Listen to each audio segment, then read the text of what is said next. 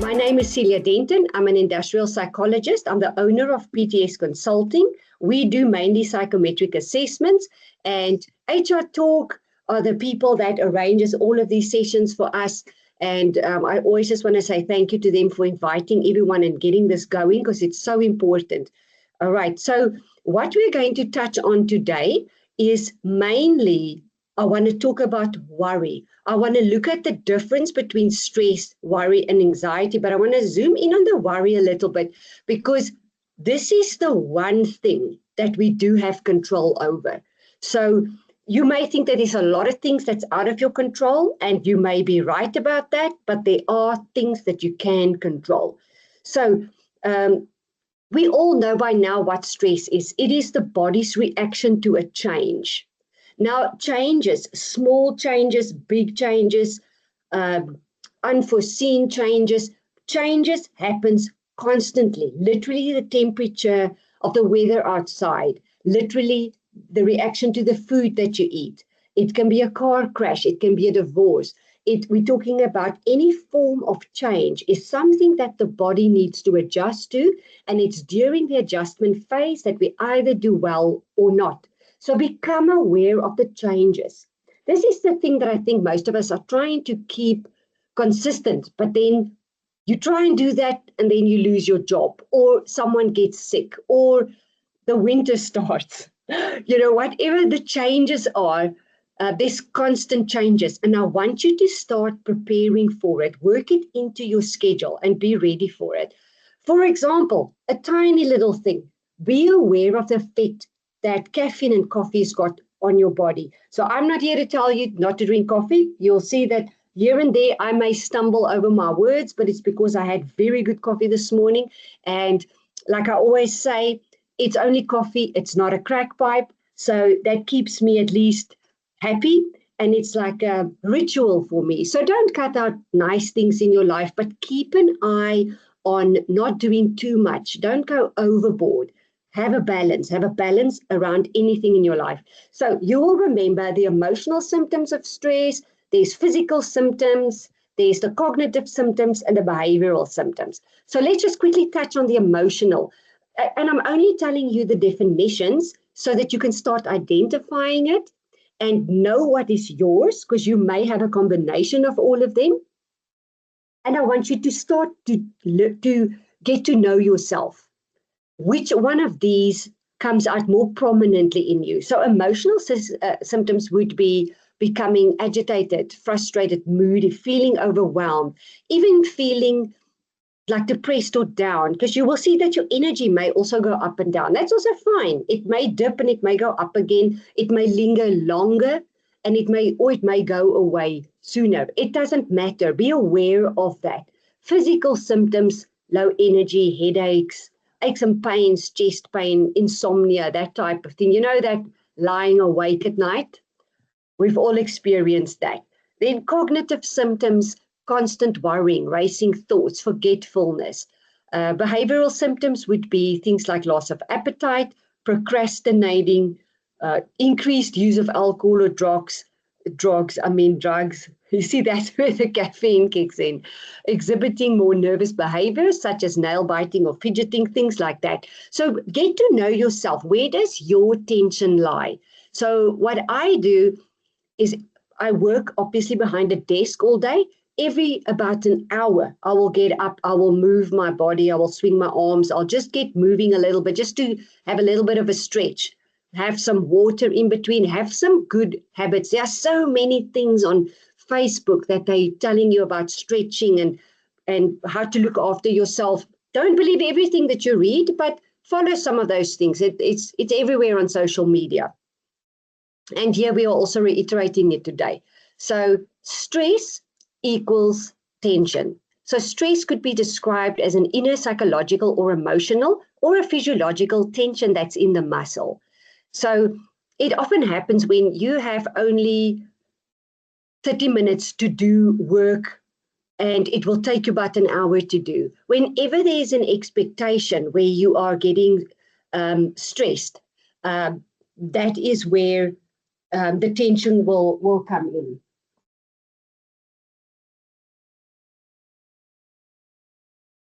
All right, so stressors can be external or it can be internal. So external could be things that's really totally out of your control. Now we're talking about COVID, the economy, things like deaths or injuries or illnesses, relationship breakdowns, being the victim of a crime, even things like retirement. Then internal stresses could be expectations that you place on yourself, demands or misperceptions or assumptions or fear or anger, anything like that. All right, so now let's look at how does worrying affect you?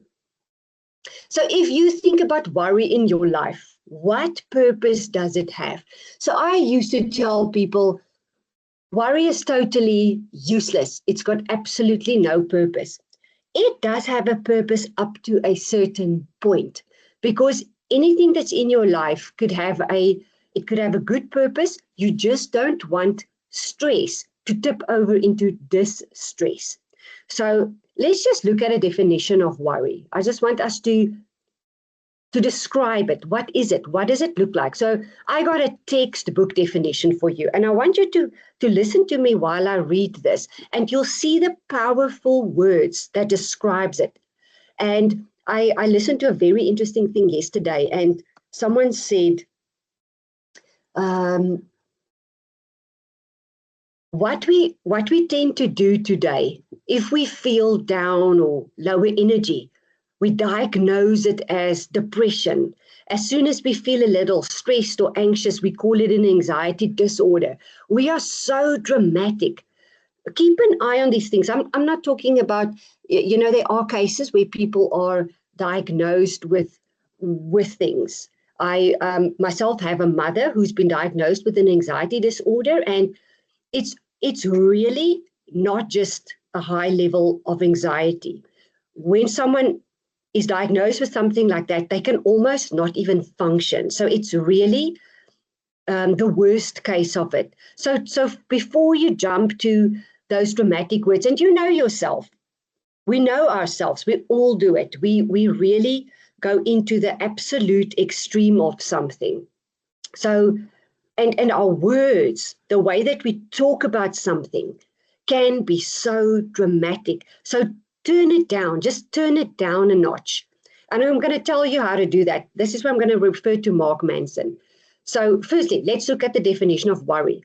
Worry refers to the thoughts, images, emotions, and the actions of a negative nature in a repetitive, uncontrollable manner that results from a proactive cognitive risk analysis made to avoid or solve anticipated potential threats and their potential consequences. So just look at this powerful sentence. My gosh, it's like 3 rows long. It's like a massive paragraph, and it's only one sentence. So it says it's the thoughts, the images, and the emotions and the actions of a negative nature. It's never of a positive nature. We never repetitively think about a positive thing. When we are excited about something, it lasts like 5 minutes. We really have an inherent built-in thing to just go to the negative, to the dramatic. And this is where you can apply a little bit more awareness and control over that. Become aware of where do you lie on the spectrum. Because we all lie on a spectrum. So people that's very extreme on that spectrum could possibly be diagnosed with anxiety disorders or going way more to the right. Let's call it the right. Let's say it's on this side. We can all lie maybe sort of on the middle of it. We could sometimes go into the negative or to the left, which is, I don't worry too much. But then things happen and then we move up that scale a little bit. But sometimes we tip over way to the right. So keep an eye on it, because the next, where is that definition? I want to show you where the definition is.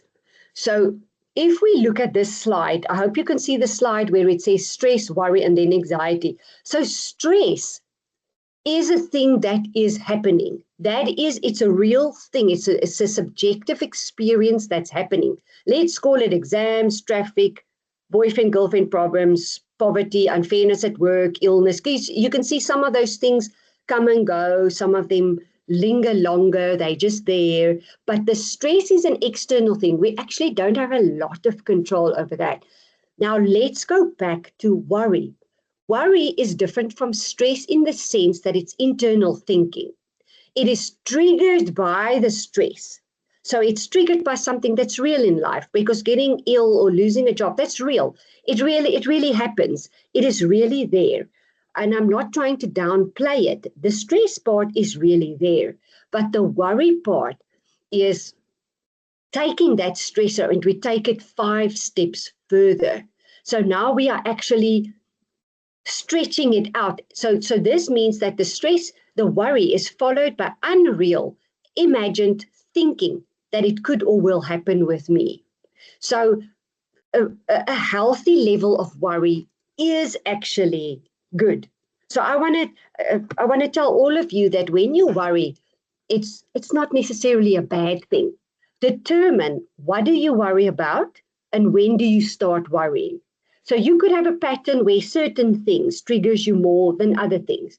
Maybe some things just roll off your back, which is good. Maybe you have some things that's just an issue for you a little bit more than other things. So at the moment in my life, I've got a situation. I don't usually have long lingering situations. I usually have little worries that comes and go, and we would worry about it. Next week, there's a new thing, I've forgotten about last week's thing. We've got the worries that comes and go. So at the moment, I've got a worry that's a little bit longer because it's family related. And then I so badly want to interfere, and I want to go help, and I want to go, I don't want to say save people or but I do want to go help. It's not really my place to help, and I think I could help to a certain point. But some of the feedback that I've gotten was that they don't really want me to help. So I'm even lying awake at night about this particular topic. So I've actually started to emotionally loosen myself up from it, trying to detach myself, just being there if someone needs me to talk to me, but I'm trying to step back and not be that involved. And so the reason why I'm telling you the story is because it's very easy for me to say to you, don't worry about things like that and don't get involved. You're not the what was the word that I read the other day? You're not the emotional plaster, or you're not the emotional duct tape to fix other people's lives. That's actually what Mark Manson said. And I thought, I hear that, but I so badly want to help because I don't want people to be unhappy or sad, or because I can see what's happening. And I want to help the people that is happening with, but I am not the emotional duct tape. So you do want to try and detach yourself. And maybe the best way to think about it is to be there if someone needs you, but to interfere and get very involved is actually not your place.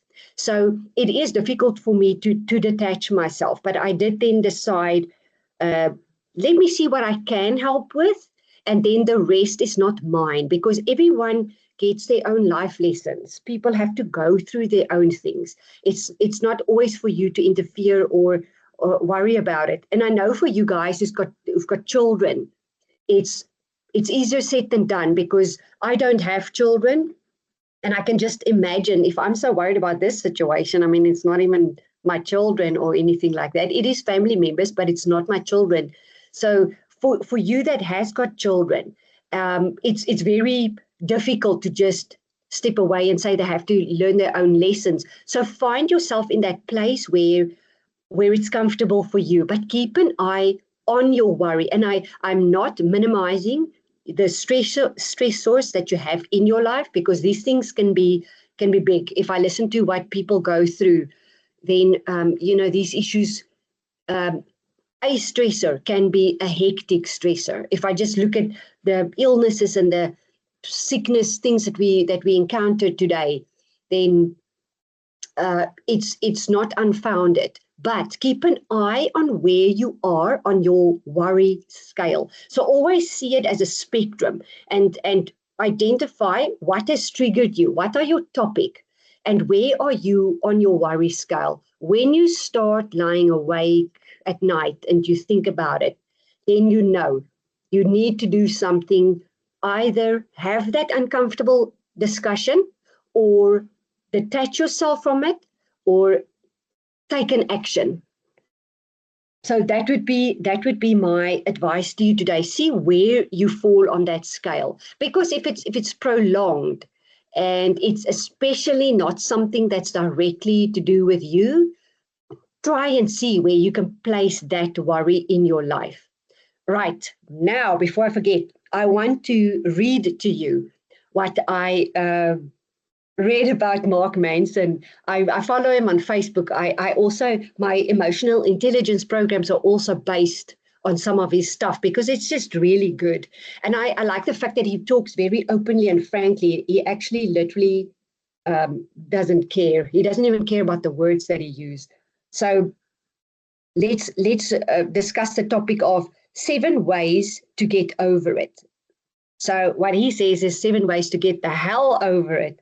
So no matter what it is. So let me read this to you. So firstly, admit that it sucks or even that it sucked. Then stop narrating over it 24/7. So firstly, admit that it sucked or still sucks, and then stop narrating it over and over in your head 24/7. So that's actually what I'm doing at the moment. So it's not easy for me to say, oh, that sucks, and just let it go, because the thing that I'm worried about is it's a big thing. But in a way, I can let it go because it actually has got nothing to do with me. I'm worried about it because it's a family matter. You see, so it's very difficult to let it go, but you have to practice to let certain things go.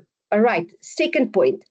Separate what happened from the dramatic story that you added after the fact. So here I could help myself, because if I think of that particular topic, so now I was thinking about the particular person, their reaction towards me, and I did dramatize it a little bit because I'm trying to read nonverbal cues, and then I say to myself, I know this person, and this person is actually always, it's a kind, soft-hearted person. But I'm now saying to myself, yes, but that WhatsApp message that was very abrupt, it was very rude, it was so cold, it's just not like that person. I am dramatizing it a little bit, because if also put yourself in that person's shoes, that person could be going through something, and maybe they are feeling short and irritated and frustrated. So don't dramatize it. Don't make it worse than it is. Can you see how that is adding to my worry? It's not necessary. Bring it back. So separate what has happened from what you are making it, how you are making it worse. Right. Point number 3. Ask what this taught you instead of, but why me? So in this case, I'm not really thinking, why me? Because I don't really think that it's a thing that's happened to me. I'm actually more trying to help, but I can look at what is this teaching me. And in this particular case, I was thinking, I have gone through certain things, and it feels to me almost like these people in my life, they are going through their unique thing right now. It's actually got nothing to do with me. They are going through their thing. So maybe I must let them go through their thing. And maybe I can just be there if someone wants to talk to me, or if I can help in any way. So, but that's point number 3. So see how that you can apply that in your life. Ask what this is teaching you instead of saying, but why me? The why me is a very helpless statement, because it really puts you in a vulnerable position. It's happening to you so that you can learn something, even if it, as tough as it is. That's just how it is. There's constant learning experiences. And then point number 4, take one lesson and apply it today, not in the future, but take lessons that you've learned and apply it immediately today. So let's think about a life lesson. So I have learned not to worry. I think my stress management here and there, I would say I take a dip, but life has taught me how to not use such negative, dramatic thinking, especially not using such powerful words. There are such power in your words. Be very, very, very careful. So I would say that is something that I've learned, and I can apply it right now to stop being so dramatic. You know, when you talk to yourself and you say to yourself, that person sent me that message, I could see there was like a hidden meaning behind it. They're trying to attack me. I can see it, you know. Don't use powerful words like attack or it's never this bad, or it's happening to me, whatever. Identify those powerful words that you use and tone it down. Tone it down, because those big words is what's getting you higher on your worry scale. It literally gets you there. So take it down to neutral. Try and use neutral words. Literally, your body will adjust physiologically every time when you use a powerful negative word. Your body will also adjust positively when you use powerful positive words. So just remember that. Okay, let's go back to Mark Manson's list then. Point number 5, move your body so that the tension leaves your central nervous system. So that I 100% believe in, because I read years ago that the stress hormone goes into your blood. Because remember, your kidneys and everything is secreting stress hormones and stuff for you to help you cope with the drama in your life and the stress in your life. And the only way that you can get that stress hormone out of your system and out of your blood is through exercise. So now in my life, I've always exercised, but now I'm older. I don't really care about having a strong set of calves or abs or whatever. I don't care anymore at all. I do care about getting the cortisol out of my body. I do care about getting the adrenaline and the noradrenaline that was secreted out of my body. And today, if I focus, if I had a long day, if I had a good day or a bad day, it doesn't matter. I go for a run. I try and get the lungs pumping. I try and get the muscles moving. And I do that more for literally blood flow at the age I'm now at. I'm doing it for blood flow. I'm doing it for literally getting some movement even in the lymph system, because the lymph is not a pump. The lymph only moves when you move. Did you know that? It's important for you to know that. So your lymph that removes toxins from your body only moves when you move. It's not a pump like the heart. You can't pump it.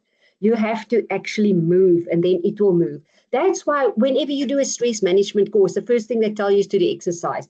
Doesn't it irritate you? They tell you to eat well and exercise. And you're like, really? People say that all the time, but why? So I'm telling you why. It's to get your lymph moving, and it's to get the stress hormone and the cortisol and all of that out of your blood and out of your system. So it's just a good habit. So exercise for cortisol, not for weight loss. It's not that effective for weight loss. What is effective is exercise. That will get the stress hormones out of your blood.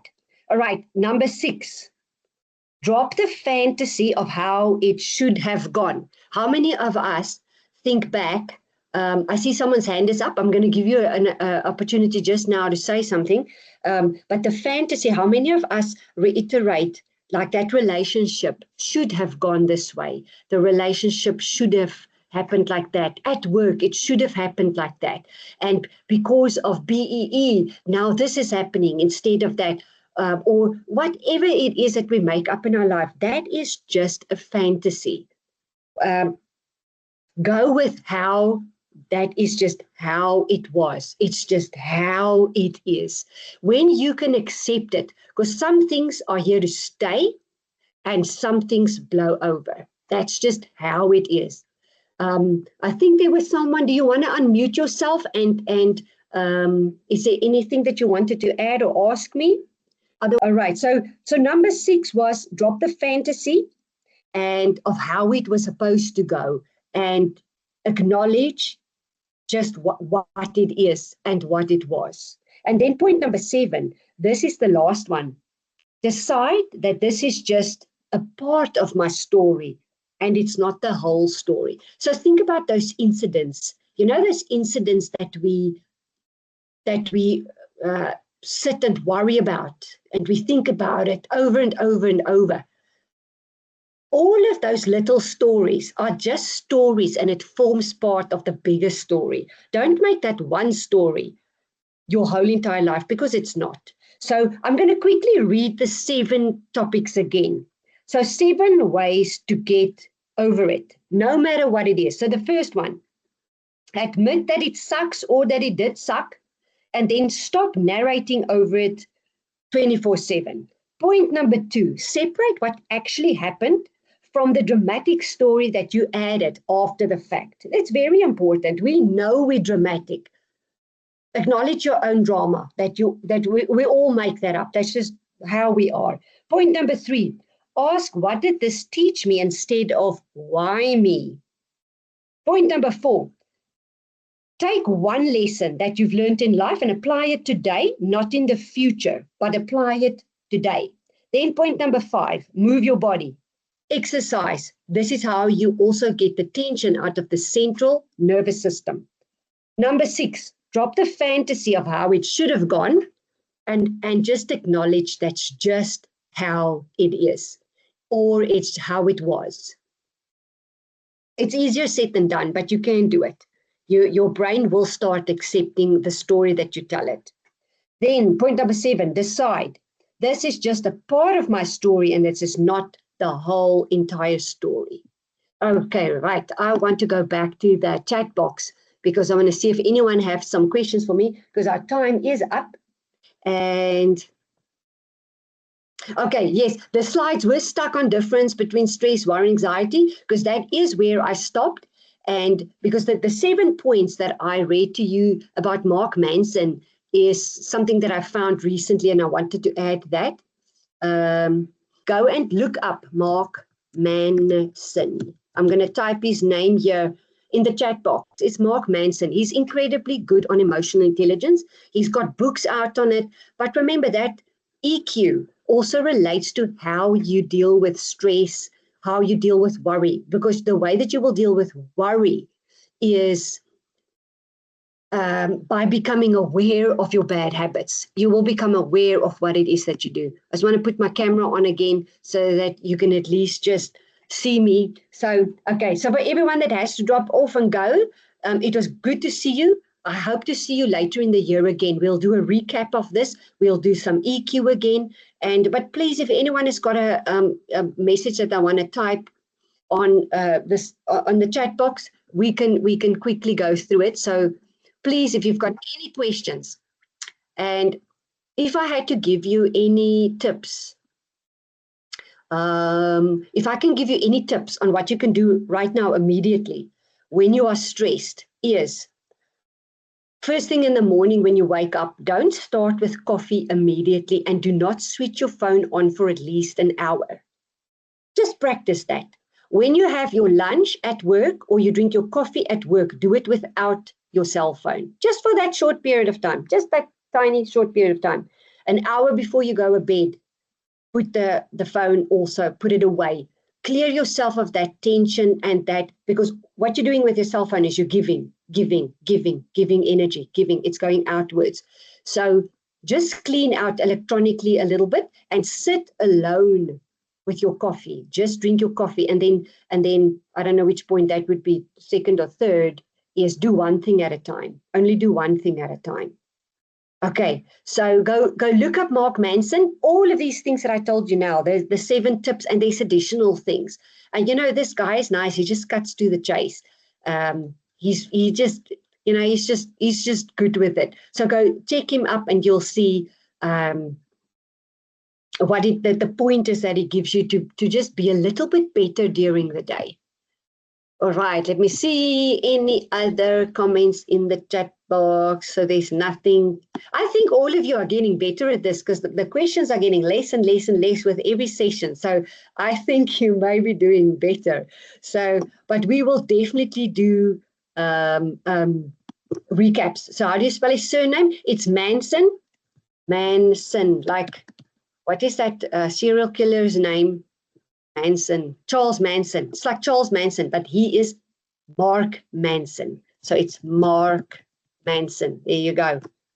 So just look him up on Facebook. You'll find it. You just type his name in, you'll find it. You can follow him. It's good. Just be aware of these things. It's awareness, awareness, awareness. And secondly, just put the phone aside for short bursts.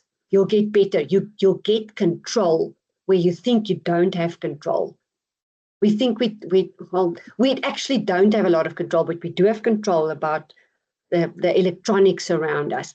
Okay, but thank you, Charlene, for arranging everything. And so remember, you will be getting the recording of this. So please speak to Charlene and the people at Atlas Talk. They'll send you the recording. And definitely, I hope to see you next time. Let's be there for the EQ, please, so you can get even better. So thank you, Charlene, and I'll see all of you next time.